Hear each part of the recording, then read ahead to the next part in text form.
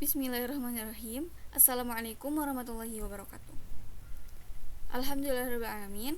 Allahumma sholli ala sayyidina Muhammad wa ala sayyidina Muhammad kama shallaita ala sayyidina Ibrahim wa ala sayyidina Ibrahim wa barik ala sayyidina Muhammad wa ala sayyidina Muhammad kama barakta ala sayyidina Ibrahim wa ala sayyidina Ibrahim innaka Hamidum Majid.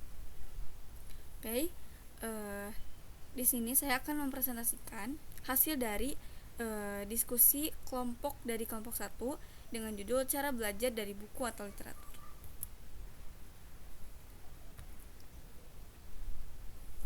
Dengan anggota kelompok, yang pertama yaitu diri saya, Agi Sriwantini, dengan nomor induk mahasiswa 12370100014. Saya tinggal di Mahad Al-Jamiah WN Sunan Gunung Jati Bandung. Kemudian teman saya yaitu Anabila Dewi Rohma dengan nomor induk mahasiswa 12370100035. Dia tinggal di Mahad Al-Jamiah WN Sunan Gunung Jati Bandung. Kemudian Cindi Ayu Lestari dengan nomor induk mahasiswa 12370100015. Dia tinggal di Pondok Pesantren Al-Musyahadah. Yang saya sukai dari teman saya yaitu mereka ikut berkontribusi dalam kegiatan diskusi kelompok ini. Mereka tidak malu ketika mereka mengungkapkan pendapat-pendapat mereka.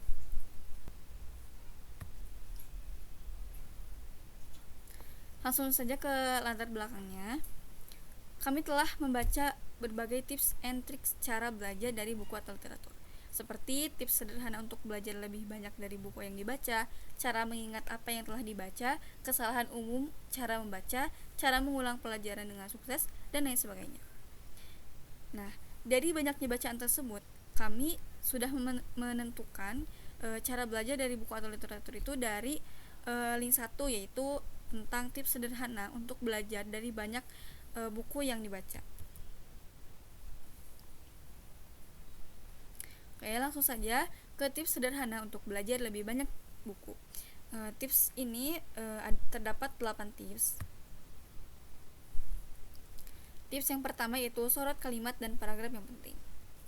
Nah, dengan menyorot sesuatu gitu dapat memberitahu otak bahwa kita tuh harus memperhatikan segmen tertentu. Nah, oleh karena itu kita cenderung mengingatnya dengan lebih baik.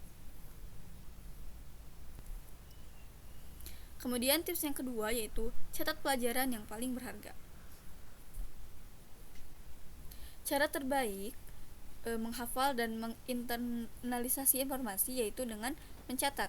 Namun tidak semata-mata menyalin apa yang penulis sampaikan gitu. Jadi kita mencatat pelajaran yang paling berharga itu dengan bahasa kita sendiri agar kita lebih memahami isi dari buku tersebut.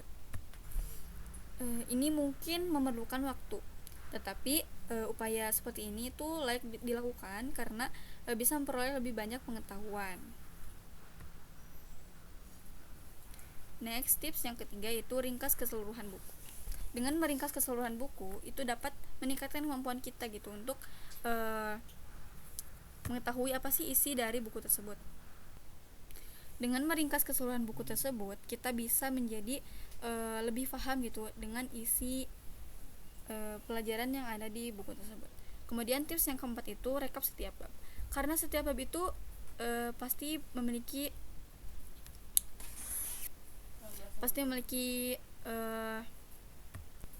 isi yang berbeda-beda. Jadi bisa direkap gitu setiap babnya agar lebih paham, lebih mengetahui apa sih bab ini, apa sih isi bab ini gitu. Next, ke tips yang kelima yaitu ambil tindakan terhadap materi. Ketika kita sudah menemukan pelajaran dari buku tersebut, maka kita bisa ambil tindakan gitu. Jadi agar kita lebih dalam suatu istilahnya itu kita amalkan gitu apa pelajaran dari buku tersebut. Kemudian yang keenam itu cari tempat dan waktu yang nyaman. Kita pas saat membaca buku atau literasi buku itu pasti kita mencari tempat mana sih tempat yang nyaman dan juga waktu yang benar-benar nyaman gitu.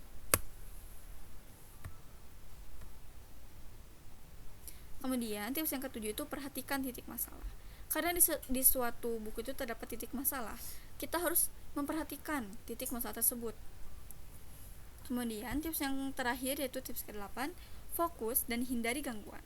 Dengan menghindari gangguan-gangguan seperti halnya berisik atau apapun yang menurut kita itu jadi gak fokus, itu kita hindari aja biar kita lebih fokus saat kita membaca buku.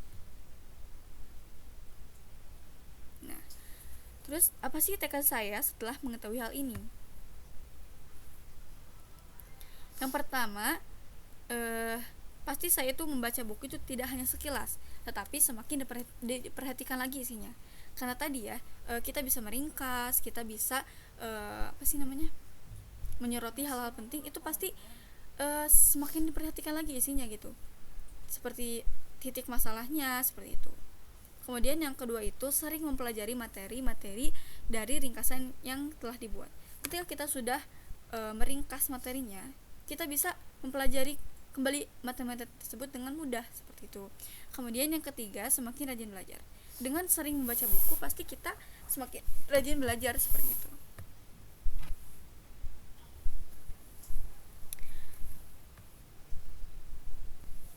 Nah, mungkin itu saja presentasi dari saya. Proses penyelesaian tugas dan diskusi ini, kami sangat bekerja gitu satu sama lain. Nah, seperti halnya saya dan juga teman saya yang berbeda pendapat, kita saling memasukkan pendapat-pendapat yang paling baik gitu. Jadi kita akhirnya menemukan yang semua disepakati gitu. Kemudian berdoa dulu untuk orang tua dan guru. Bismillahirrahmanirrahim. Allahumma gfirli wali walidayya warhamhuma kama rabbayani shaghira. Semoga saya dan juga teman-teman saya bisa lebih semangat dalam perkuliahan ini.